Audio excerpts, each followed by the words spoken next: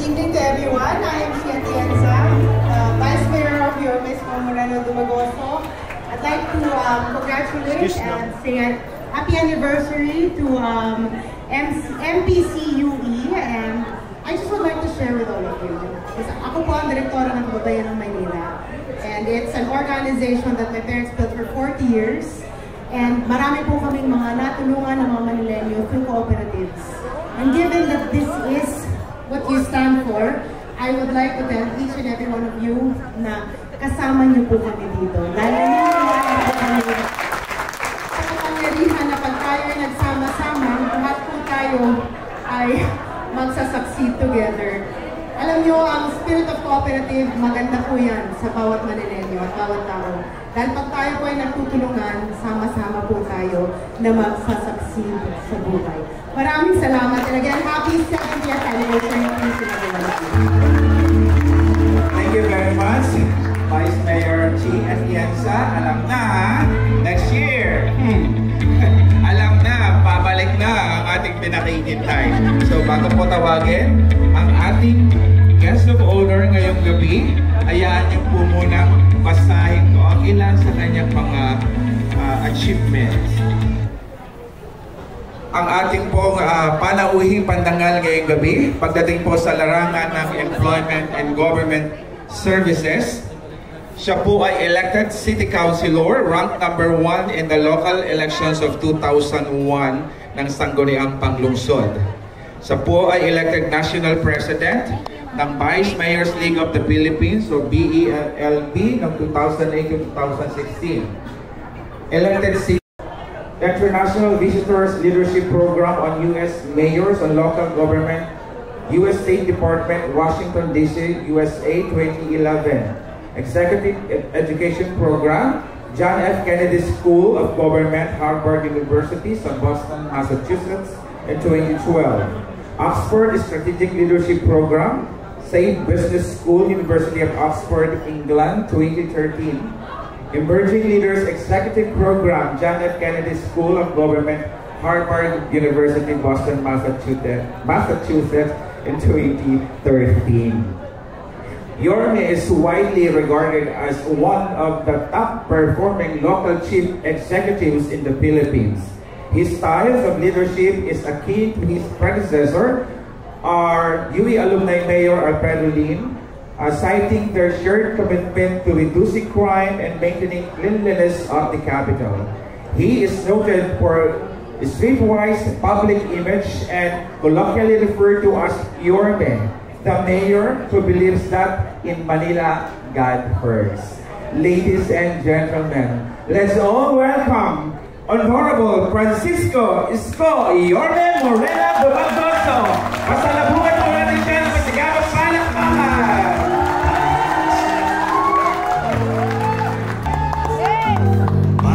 Thank you sa ating tagapagpakilala sa inyong lahat na naparito, members of the faculty, non-teaching personnel ng Caloocan at Manila UE.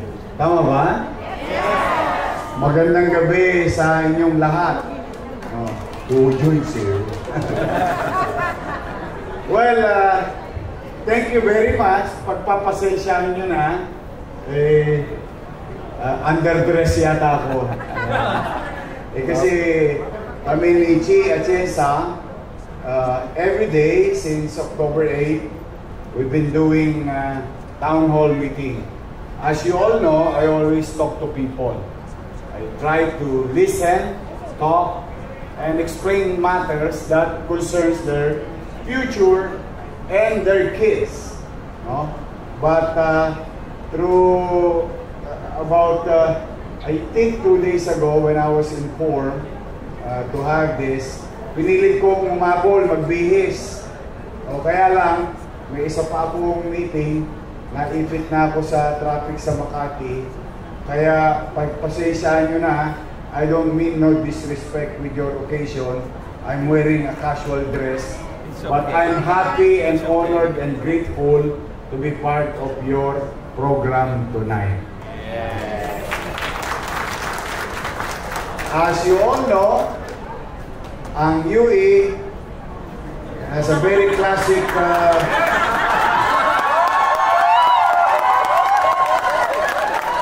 ang UE Manila, not you, but somebody else, has a very, we have a romantic relationship. But katulad ng sinasabi ko, hindi naman mga pragman ang mga teacher ng UP, kahit saan ng UE, kahit sa baha pwedeng lumangoy. Pero mo, cancel ang FTU, cancel ang CEU, cancel ang UST. Pero imagine mo if you're a teacher of UE, lalangoy ka sa Espanya. Kawawa naman ako sa mga teacher and non-teaching personnel ng UE. But, you know, I don't mean disrespect. It's just that it is my obligation as mayor of the city of Manila, and maybe some of you here are lawyers who would understand me under Section 16 of the Local Government Code, or what you call the General Welfare Clause. That it is my obligation that whoever lives in the city of Manila within our jurisdiction, and whoever comes in and out within our jurisdiction of the city of Manila, it is the obligation of the city mayor to take care of them. Yun lamang naman yun. Wala namang ibang ibig sabihin. But I'm happy to be of service to the people. Really. And I never thought that pandemic will come. And I think not only me as your mayor, but everyone else. It became, I think it will be. Hindi natin makakalimutan ang kasaysayan ng isang karanasan na nangyari sa atin habang tayo'y nabubuhay, at patuloy natin ikukwento sa mga anak natin anong hirap na pinagdaanan natin pare-pareho as human being, not as teacher, not as mayor, not as a worker, but as human being during the time when that dreadful virus killing our loved ones. So I'm happy today and tonight. Salamat sa Diyos. Nakaraos tayo. Tayo sa Caloocan, kami sa Maynila, o saan man kayong dako ng Metro Manila. Nakaraos tayo, magkakasama tayo ngayong gabi, buhay tayong lahat. Amen! So, ano man ang ating pinagdaraanan o ating pinagdaanan sa nakaraan, at ano man ang ating pagdaraanan sa kasalukuyan, bagay na pinagpapasalamat natin sa Diyos, tayo ay buhay pa, at habang buhay, may pag-asa. Now, speaking of pag-asa, meron ba dito mga taga Maynila? Taas na mga kamay. Gusto nyo ba talaga akong bumalik? Sigurado kayo? Pag kinancel ko ang klase, susunod na kayo?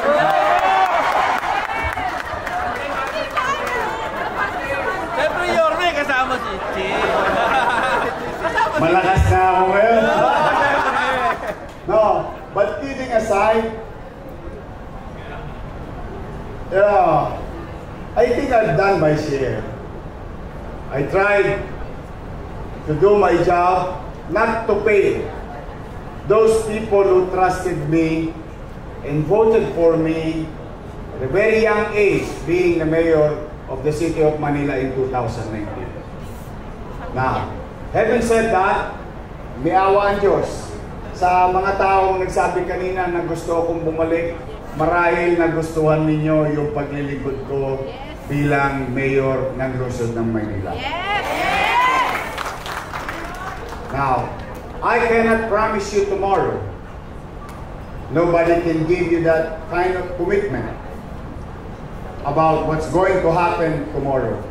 But given a chance, nakabalik tayo. Umasa kayo that we will continue to excel in that responsibilities and duties. And we will bring back the greatness of the city of Manila again. We did it once. We can do it again. But pagdating ng takdang panahon, nandun na tayo. I cannot do it alone. I need your help. Now, if you're teaching, thank you sa inyo. Thank you for molding the next generations of our community. The next father, the next mother, the next businessman, the next lawyer, or professional maybe, or maybe even a mayor. So nakasalalay sa inyong mga guro na naparito. Katulad ng teacher kong mahaba ang pasensya sa amin sa Rosauro Almario Elementary School at Tondo High School. Who would thought that one of those 3,000 students will become the mayor of the city of Manila? So my point is, you teaching, ay tsatsagain nyo lang ang inyong mga mag-aaral. Takot pagpapasensya nyo rin. Who will know kung sino ang susunod na matagumpay sa kanila. But for the meantime, I would like to thank each and every one of you sa mga teacher na paggabay sa ating mga mag-aaral. Ngayon, pag kayo naman lumalabas ng paaralan at kayo pauwi sa inyong bahay o kayo papunta sa paaralan, I'll take that responsibility. Will make sure na panatag kayong nakakapamuhay sa loob ng lungsod ng Maynila. So now, Merry Christmas! Pasko na! Yung iba sa inyo, mainit ang Pasko. Yung iba naman, malamang, malamig ang Pasko. Huwag kayong mawawala ng pag-asa. There's so many fish in the ocean.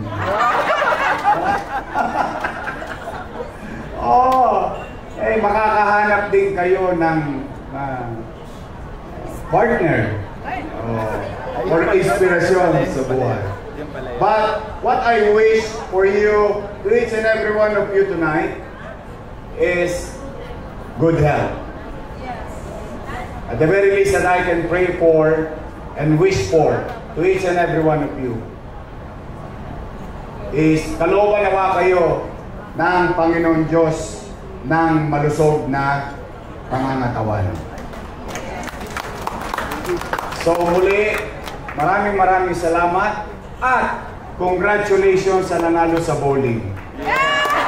Sino ba nag-champion? Meron na ba? Kayo ba yung champion grupo ninyo? Talaga? Yes, sir. Oh, plus 10,000 pesos.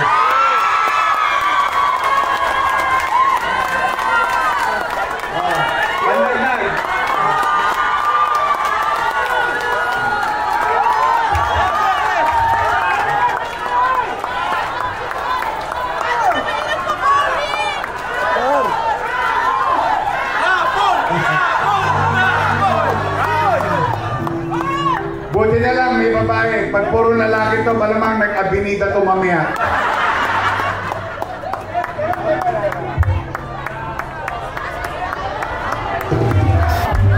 Thank you. Ano ba yun, sir? 1 point lang ang 10,000 ang kapalit. Taas sa lamay ng hindi pa nanalo. Ito na masasabi ko sa inyo, talagang ganyan ang buhay. Isang nababalita at isang nakikibalita.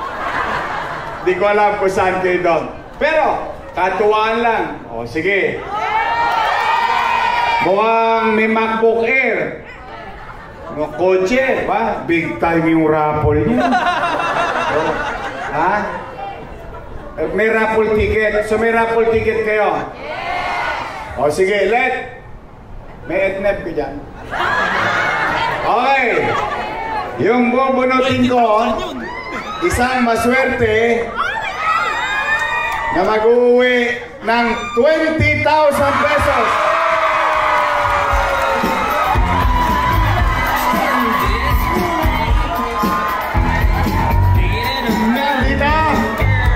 Dito. Ayan.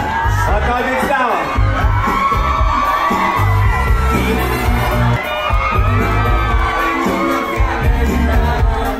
Okay. Mauna ni. Buta ni. Ito na ha. Alas ako. Gawa ko ng isa. Sino kaya?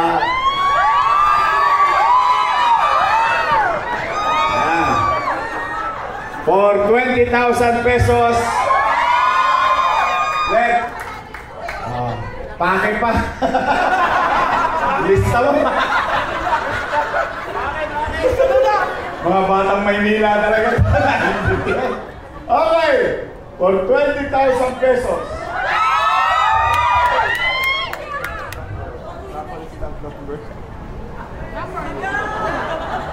Taga Manila.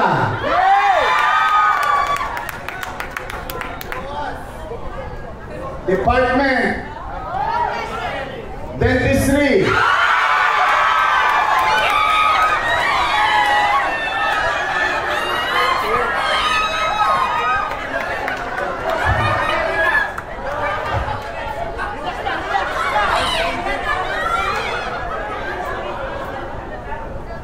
Lalaki.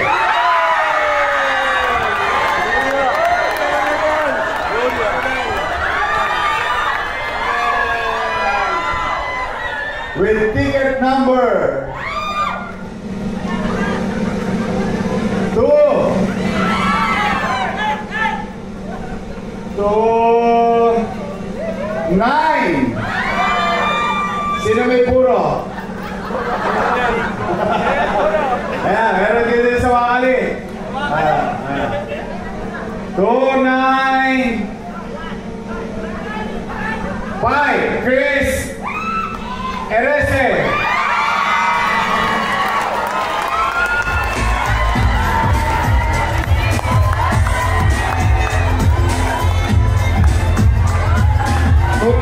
Chris Erese, Dentistry, Manila.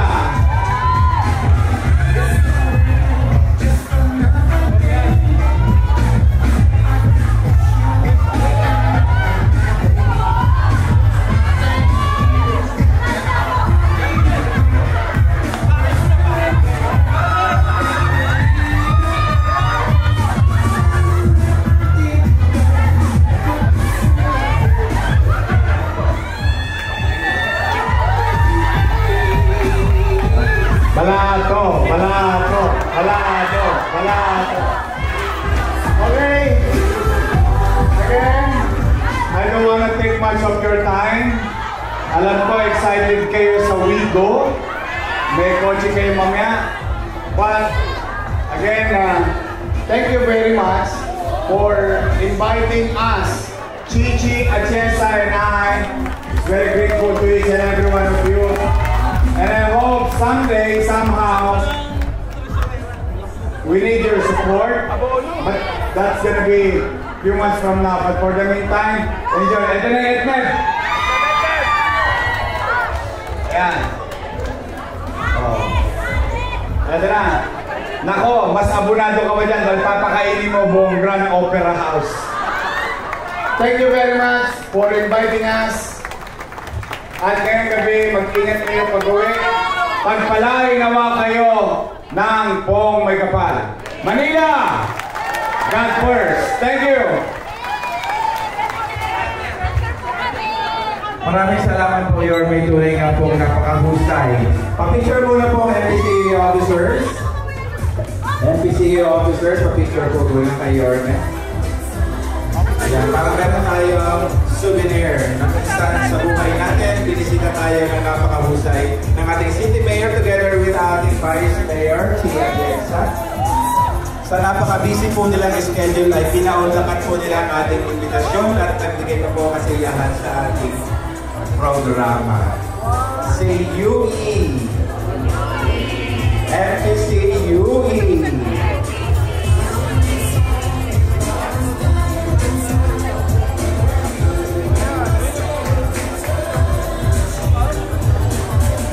Maraming salamat po, Yorme.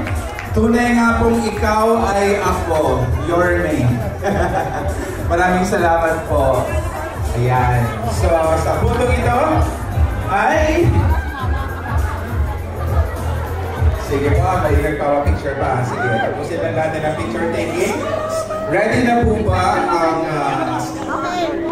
SHS faculty members para sa intermission number?